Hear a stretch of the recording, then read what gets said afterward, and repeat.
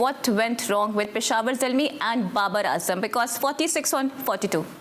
देखें, हाँ, यकीनन रमज़ान आ गए हैं, रमज़ानुल मुबारक, तो अब कुछ चीज़ें मिस होती हैं। कल आपको याद होगा ज़ारा कि जब हम बात कर रहे थे और आपने मुझसे पूछा था कि पेशावर ज़ल्मी फेवरेट है, 2 मैच जीती है इनसे, तो मैंने आपको कहा था कि कराची के ग्राउंड पर मैं मुल्तान सुल्तान्स के साथ जाऊंगा, ये ऑर्गेनाइज टीम है।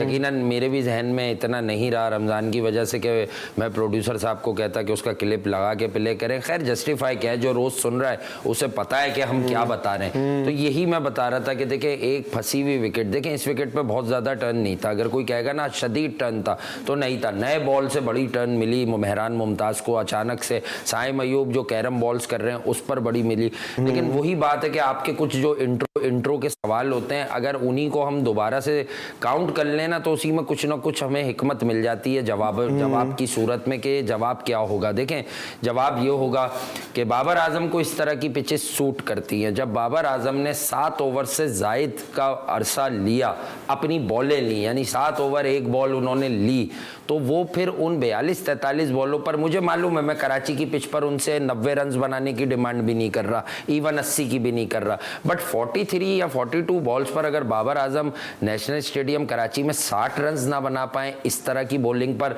तो भी बाबर आजम पर सवालिया निशान लग जाता है मेरी नज़र में। और यही बात है, टॉम कोलर, कैडमोर, आपने कितने लोगों को इस खिलाड़ी की भेंट चढ़ाया। वो रना बॉल देखें, जो लंबा जाए ना, जो 5 बॉलों में आउट हो जाए, उसे ये मार्जिन दे कि आज उसका दिन नहीं था।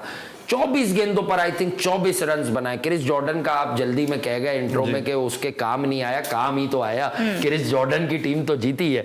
क्रिस जॉर्डन साहब ने क्या किया, क्रिस जॉर्डन साहब ने जो है वो इतनी नफीस बॉलिंग की कि मुझे 8 साल पुराना क्रिस जॉर्डन याद आ गया, जब ये इंग्लैंड के लिए बिल्कुल ही नेसेसरी होता था। अब्दुल्ला, बिलीव मी, इसकी वही यॉर्कर्स वापस आ गई।